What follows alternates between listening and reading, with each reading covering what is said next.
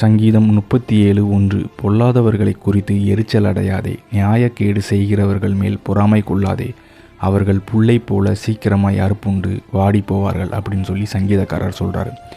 இன்றைக்கி நம்ம பார்த்திங்கன்னா நம்மளை சுற்றி இருக்கக்கூடிய உலக பிரகாரமான மனுஷங்களை பார்க்கும்போது அவங்க எவ்வளோ கெடுதல் செய்கிறாங்க, எவ்வளோ பொல்லாப்பு செய்கிறாங்க, ஆனால் அவங்க நல்லா வாழ்கிறாங்களே.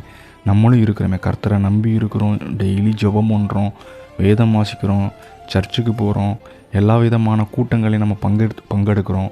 ஆனாலும் எனக்கு வாழ்க்கையில் பாருங்கள் எந்த ஒரு நல்லதும் நடக்க மாட்டேங்குது. அவன் நல்லா வாழ்கிறான், பொல்லாப்பு செய்கிறான், நியாயக்கேடு செய்கிறான், அடுத்தவங்க குடியை கெடுக்கிறான், அடுத்தவங்க குடும்பத்தை நாசமாக்குறான். இப்படிலாம் நம்ம நினச்சி அவங்களுக்கு நல்லது நடக்கு, எனக்கு நடக்க மாட்டேங்க அப்படின்னு சொல்லிட்டு நம்ம நினைக்கிறோம்.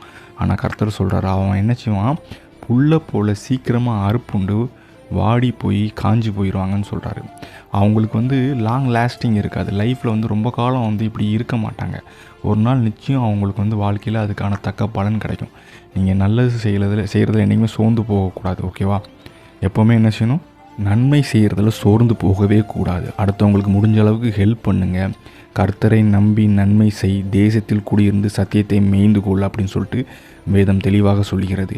கர்த்தரிடத்தில் மனமகிழ்ச்சியாயிரு, அவர் உன் இருதயத்தின் வேண்டுதல்களை உனக்கு அருளி செய்வார். நீங்கள் அடுத்தவங்களை பார்த்து உங்களை நீங்கள் டிப்ரெஷனுக்குள்ளே கொண்டு போக தேவையில்லை. அவன் அழிஞ்சிருவான்.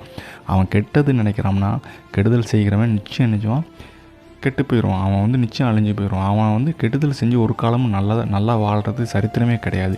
அதனால் உங்களால் முடிஞ்ச உதவிகளை மற்றவங்களுக்கு செய்யுங்க, நல்லது செய்யுங்க, கர்த்தரை தேடுங்க, கர்த்தரை அண்டிக் கொள்ளுங்கள், அவரை இறுக பற்றி கொள்ளுங்கள். அவங்களுடைய வாழ்க்கையில் எல்லா விதமான வெற்றியும் ஆசீர்வாதங்களும் தேடி வரும். ஆமென்.